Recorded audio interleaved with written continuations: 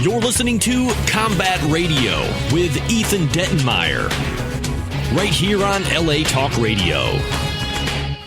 All right, welcome back. We are having a few laughs with Disney legend Bob Gurr, the man who put together, if you enjoy the ride, the Haunted Mansion, the monorail, the submarine ride, the Matterhorn, this is the guy that built it, along with the dinosaurs in Jurassic Park, Godzilla in the rather god-awful Godzilla movie, but the Godzilla was cool. Right. And then, of course, you know, the man who made Pirates fun at the Treasure Island Resort Casino for Steve Wynn, sinking and raising pirate ships and blowing everything sky high. Pilot, designer, man of epicness, Bob Gurr, joining us yet again. So he's also a bit of a, what do you call it, masochist in a sense, where you keep coming back here? You could call it that, but to me it's very, very entertaining because this is the only room I've ever been in where people come and go, you have no idea who they are, and then after you leave, you find out really who they are. And I say it constantly, I have no idea who anyone is either. I show up and I'm like, oh, yeah, good to meet you, let's do a show. And right. that leads to all sorts of radio greatness. But also joining us for this round of the conversation, two of our favorites, two very, very gifted individuals. A good friend of ours, Platt, from everything from Shelf Life to The Call to Scandal, which my wife loves that show. I can't stand it, but really I know women love it. I think it's like General Hospital. It's a storyline out of General Hospital, 1985. But you know what General Hospital you were watching? But I got it. Well, I was watching obviously a pretty good one. Oh yeah, if you want to compare it to today's Scandal ratings. But truth be told, though, great performer and I would say a bit of a producer too. You guys have done your own. Yeah, we have our own production company, and so we're always creating content as we go. And you're here with one of our heroes, Yuri Lowenthal, of Ben 10, Young Justice. My kid actually was sitting right next to you and didn't realize who you were until a moment ago. That's the magic of voiceover stuff. You know, nobody knows what you look like. We fly incognito. She pointed it out last night. She goes, we were watching an episode of Young Justice where the prison break with like Icicle Jr. and she goes, yeah, that's your friend. You know, she reads the credits now because she, you know, and I was like, yeah, how about that? You know, he's not just Lagoon Boy. That's right. He's also the villains. I know. You know, tough being you, man. Tough being Yuri Lowenthal these days. I'll tell you, not so much.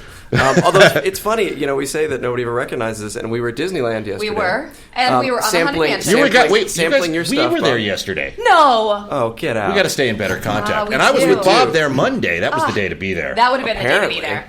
Yeah. So go ahead. I didn't mean. So you're at Disneyland. No, we're on our way out of the park. And somebody yells, "Tara!" and recognizes her. You know, it does happen occasionally. It does happen very, occasionally. very infrequently. Nice. Only if you're at Disneyland, because it's the place where everyone's happy. We went to the Haunted Mansion yesterday. It's one of my. You know, when you go, there are certain rides you have to. Yeah. You know, each person has their own. Because we have to get some hitchhiking ghosts. I mean, if you don't do that, your day is not complete. Right. Plus our other friend, voiceover legend Corey Burton, is the guy you hear off the top. So it's. I see how you guys are. Now we've met Bob. Yeah, so the circle is complete. I rode Haunted Mansion with Bob Monday, and I was screaming at the top of my lungs. I was terrified. I was like, "This is so crazy! Get me out of here!" But he was just explaining that for charity, they did a thing where they shut the ride down and did a dinner in the hallway leading up to the ride, and he was they replaced the cemetery watchman with him. He was the guy with the lantern and the. Oh, you are shaking. Well, see, Bob's a bit of a trickster. You got to keep your eye on Gurr. Okay. Right. You know, you got to keep an eye on him because he's very rascal-like. You know, I can tell. But from here. You know, it's funny because we were having lunch Monday, and he sits back and he goes, "You know, I got my start delivering newspapers during the war. Was it during the war or during the Depression?" No, during the war. During the war, and the second war. The second war. I'm not that. No, I know. But you were saying that, you know, and I had to deliver papers to Lon Chaney Jr.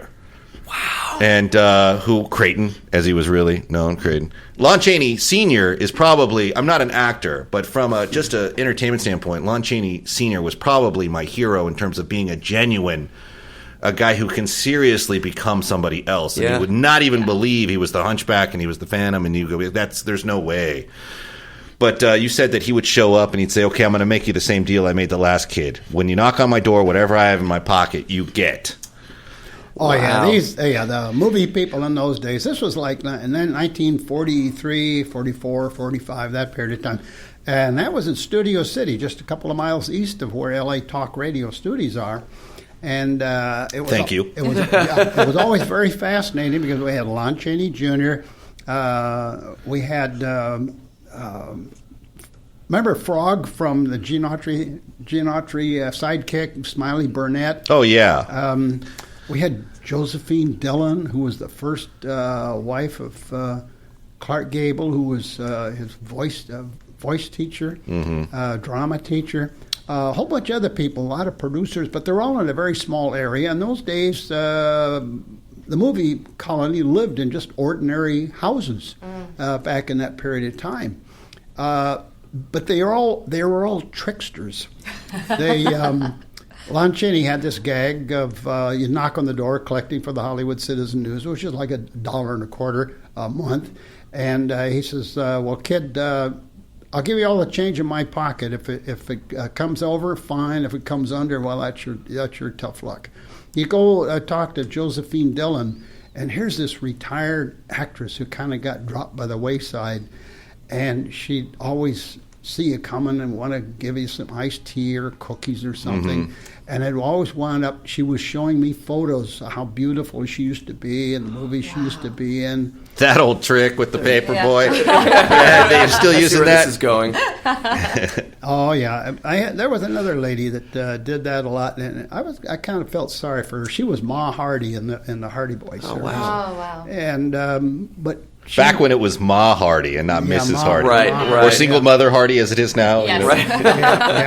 Yeah. She was kind of sad, but I knew if I took the money and ran, she'd be sad. So it was like I had to spend an extra 20 minutes collecting the money because she always had new photos to show me. We had guys like Big Boy Williams. We had Hoot Gibson. Every one of these people were characters. A lot of these names, people wouldn't know them today unless you went on Wikipedia and looked them up. Buster Crab. You said you had Buster Crab? Yeah, Buster Crab. Flash Buster Gordon, Crab, man. Yeah. He kind of lived in a not quite so nice a house. He lived next to the North Hollywood stables, next to the river there. So down by the river? Yeah, down by the river. Hard times when Flash Gordon got canceled, huh? Yeah, in North Hollywood and Studio City, we had actual real rivers. Wow. Nowadays it's all freeways and channels. But, you know what? It says a lot about you, Bobby, and so gracious to take the time to look at the photographs and give these people their moment with you, like showing you the pictures of themselves. It's just like you do today when you come by the radio station and you say, okay, I'll listen to you talk for a half hour or 45 minutes or whatever time I got. And I know you're a busy guy, but it's nice to see you're still the same gracious individual you were when you were delivering papers to Lon Chaney Jr., And he's a guy who, like yourself, he enjoyed a cocktail once in a while. A little more than I think you enjoy a cocktail. I mean, he was known for really being a connoisseur and cheap vodkas. I could sort of sense that because there were several people. They'd come to the door a little slow and a little on red-eyed look, and had hard time finding. It's 4 in the afternoon. And now sometimes it's earlier in the day. They'd have a hard time trying to find the money in the house. Right. So I figured, well, there's a lot of people in the movie business probably have some personal troubles or something, and. That's a nice way of putting it. When he was doing all those Universal Monster Machine movies, the joke was you couldn't smoke around him because it might ignite a fire. Oh. No smoking around. That's my own. Okay, never mind. But he was known for having a good time. I was going to say something in related to the trip these guys took to Disneyland yesterday. I forgot. I can't believe I was there too yesterday. I can't believe that. That's ridiculous. Shoot. And you know what? I should. I had all these passes too. I had all these jump the line passes that my friend gave me, and we were leaving with them. I was like, I feel I could have handed them to you guys. Wasted. If only I had known. I know. It's like having cash on you almost. Right? Yeah. It's worth more than cash at Disneyland.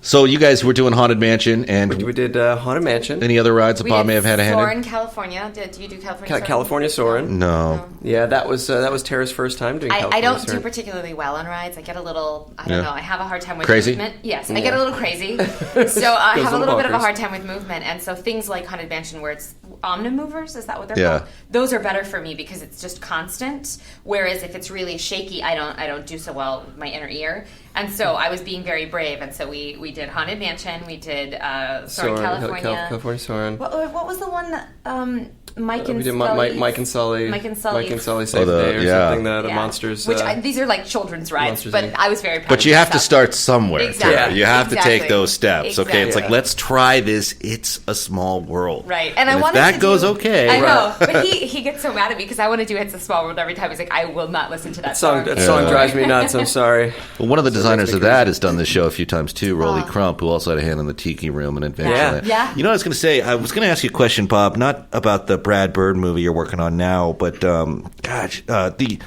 what she's talking about with the Omnimovers, that's something you actually designed for that Journey Through Inner Space, right? The Monsanto's propaganda ride of where they go through, that wasn't the same design. I mean, you're laughing, but I mean, that's essentially what it was.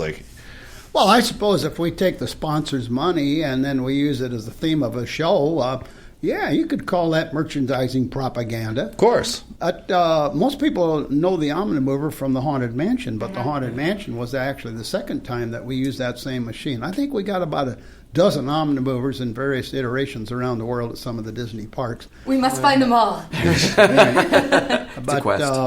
at the time, there wasn't anything that was a high-capacity ride where the viewpoint of the guest could be directed into the scenes. Usually, if you're in a vehicle, it was rigid and pointed the direction it was going, and then you had to move your eyes around. But people who remember the Monsanto ride, the gag there was that you were going to go in a microscope and you were going to be shrunken down until you were down as small as a nucleus of an atom. I want to go on this ride. It's gone. It's now Star Tours. Star Tours. That was there for quite a number of years, but it was the first time that you had a vehicle that you could sit in it and it was kind of captured you and had speakers right by your ears. And you could use a lot of imagination as the scenes that you were going through. And, of course, shrinking down into as small as a nucleus, the narrator had this strange voice. I'm getting smaller. Oh, I'm shrinking. Help me! They'll do the voices for you. So at that time, there were certain chemistries of life that were not made by Monsanto. They're made by other people. Sure. That were used on that ride, and folks would go in there and either toke up or sip. I'm sorry, what was that? What was that verb? Toke? To toke? That was the verb you used right now? And with the image, drop with acid. With the imagery and the motion of the vehicle where it was moving around in different directions, people came out of there going, "Woo! I like this ride." Right. I just want to hear Bob tell stories for us time. Is that okay? Yeah, no, Bob, just tell some stories, would you? No. Hey, when I go into your house, like I said, you got that Mr. Toad's car. You got one of the original Mr. Toads really? in your living room. And it's one Walt, we suspect, it's one of 12, so we suspect Walt had been on it a few times. Wow. When are you going to get some Omnimovers around your dining table? Like everyone sits in an Omnimover for and you dinner? Turn to dinner. Yeah, we can just kind of turn, and then it can take us in front of the TV. And then it goes to the fireplace. Yeah, where's the Omnimover contraption in your home? Well, there's a number of fans that you go to their house, and they've got they got Space Mountain vehicles, they've got people movers, they've got Skyway cars, Autopia cars. There's people that collect these things and restore them. Wow. Well, there's one guy down in Costa Mesa. He's got 2 people mover cars all rigged up so that the doors open and close, the roof opens and closes, and it has the spiel and the lights and everything. He has a little trailer that he takes it around to various displays. Bob, where do you get those? Is there a black market for Disney vehicles and Disney cars? A black market. Where can we get hot Disney parts? No, it's called a green market. Disney gets the money from selling these vehicles. Oh, well, that's good. At least it's not literally. What turned out back in the 80s, the fan clubs are growing at a rapid pace, and people were starting to collect things. And after a while, Disney saw that, we don't need to take this stuff to the junk pile. Right. We can sell it. That's so they would, like at one time, all the Mark 7 Autopia car bodies, we had, I think, 180. They sold them all. That's amazing. So they're making money after they've already made their money on them. Oh, yeah. And then people buy the car bodies. They build their own chassis. Sometimes they're gasoline, sometimes they're electric. And these vehicles keep on going. This one family down in Costa Mesa, people go out in the backyard and they have picnics in the cars. Wow. Are you talking about the marijuana farm? No, so where the marijuana, where you guys had to take the marijuana out and put the Matterhorn in? Is that story? I'm sorry, I stepped out. No, so Disneyland had a Disney eBay site where they would put these vehicles for bid. I was going to ask where you even go to find stuff like that. Well, they go on eBay. So Disney periodically will sell stuff. In fact, I saw pictures of a monorail vehicle, a Mark IV monorail that I did originally in 1971 for Walt Disney World. They sold the whole car, and I wondered, what in the world are you going to do with this? A guy bought it, and he's in a little town in Georgia. I saw that guy. Yeah. Really? I folled that. Yeah, go continue with your story. That's interesting. Yeah, I saw that. It was really aggressive. And this guy's got this, and he parks it at a little historic railroad station. It's on a truck trailer, but he's never bothered to do anything with it. But he's got it because he just likes it, and he just sits there and he looks at it. Wow, that's crazy. So he didn't build a little stand, like a little monorail type stand to sort of perch it on. It's just on the back of a truck trailer. He doesn't drive it around his yard like like a miniature track, so he can kind of take it around. Monorail. It's more of a Shelbyville idea. Very Simpsons. nice. Okay, I'm sorry. I knew where you were right there with me. We're like that. I got it. But speaking of monorail stories, you got one of the best ones where you not only burned down half of Tomorrowland on a test run, but you took off with then Vice President Richard Nixon. Before the glow of Watergate illuminated him to the public. Like I said, just Bob, keep talking. Just keep talking. We'll keep listening. Oh, you want to hear the story about Yes, please. But Bob, can you tell it like you did at the campfire that one night, where you were bringing your Democratic leanings into the conversation? Can you get political just for a bit? Well, long story short, I had a chance to. Completely to get rid of Richard Nixon, so he could have avoided he could have avoided Watergate. So, no, that's not political. Nowadays when we build a new attraction, we test and adjust it maybe a year. Make sure everything's working right. Sure. But in the we appreciate that. In the early days, we were doing everything very, very fast. So this is the first monorail in America. And I'm not a licensed engineer, and I'd never ever seen a monorail like that. But Walt wanted me to build it, and so we built it in 8.5 months. Whoa. And we put it down there 2 weeks before opening. We're going to open it, and we started to test it every day, and it broke down every day. But the day before the ribbon cutting, the train had only gone around one lap successfully. So I stopped it right where we're going to cut the ribbon. Right. Anyway, in the afternoon, there's going to be a 90-minute live black and white TV show, which means you don't do stuff with editing. This is live. Everything's got to work. Yeah. So I figured, okay, this train will be able to drive off. If it drives out of the scene and they got their shot, we're done. Here comes 11 o'clock in the morning, hot day. Oh, my gosh, here comes Walt Disney. Here comes some of our security. Oh, no, here comes Richard Nixon, Vice President of the United States. Oh, he's brought his wife. And his wife. Is that how you said it to me? How dare he? And his wife and those two bratty little girls. Damn these Republicans. And then they had about 5 serious-looking dudes with them. Sure. And had little triangular, little yellow and green emblems on their lapels. The Illuminati? Well, probably, but yes. These were the SS. Oh. Yeah, Secret Service, yes. Not the other SS. Not the other SS. I was about to say, I thought the war was over. Anyway, Walt wanted to show this train off because every time Walt had something nobody else had, Walt was so proud. His had a smile on his face and the eyebrows would go up. So it was very, very hot. So he says, I want to show the inside of the train to my friend Dick here.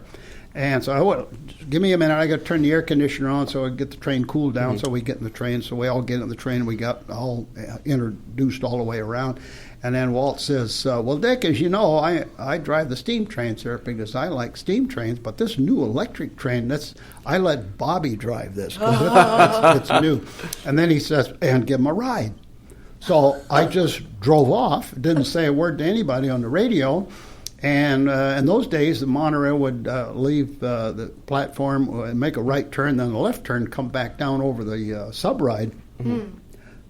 Nixon could see that all of the Secret Service were on the platform, which meant none. Were on the train. None were on the train, and he had some very choice four-letter words describing the situation. And at that instant, I could see that I just kidnapped the Vice President of the United States. Well, the worst part was we You were in collusion, though, with Disney. Walt Disney. It was sort of his fault. Well, yeah. It was sort of his fault. Yeah, I could have saved that Watergate stuff, see if I'd done it. Well, the problem is we hadn't figured out how to get out of a burning monorail yet, the exit procedures, particularly over the subride, because you got to get ladders in the water or something like that. And that's where he noticed that there's no Secret Service in the train. Oh. So we drove around, came back to the platform, and I was so relieved because I put the train right back where it was because I did risk that train just to do that drive for Nixon. And the Secret Service was running toward the train to get in it, and then the girls said, let's go again. So I gave them another ride, and then the platform, as I go by, the Secret Service is running with it, trying to jump in it. So I go around a second lap, which I can't even remember. I was really distraught, because this is really going to be bad. Came back around, everybody got out, and Nixon led us down the down ramp, turned and looked back up there. All the Secret Service are sitting in the train. And my opinion of Richard Nixon's Secret Service was, I can't use bad enough language to describe it. What about the part in the ride, though, Bob, you told me where you were cruising and Nixon was like, this is such a thrill for me to be on this monorail. This is such a feat of human engineering and achievement. I'm so thrilled to be the first to ride it. And you looked down and he said, well, actually, we had Kennedy on it last night. He actually got the first ride. This is just a token thing. What about that part of the ride, Bob? And boy, speaking of Kennedy, what a man, huh? I know who I'll be voting for in the future. Can you tell them all that? Well, I do remember the handshake. When you shake someone's hand, you have pretty good feeling. But that was some of the coldest family handshakes I ever got out of anybody. Was Dick Nixon and his wife and the little girls there. That was just you could just tell that Mr. Nixon's life was not going to end well. Wow.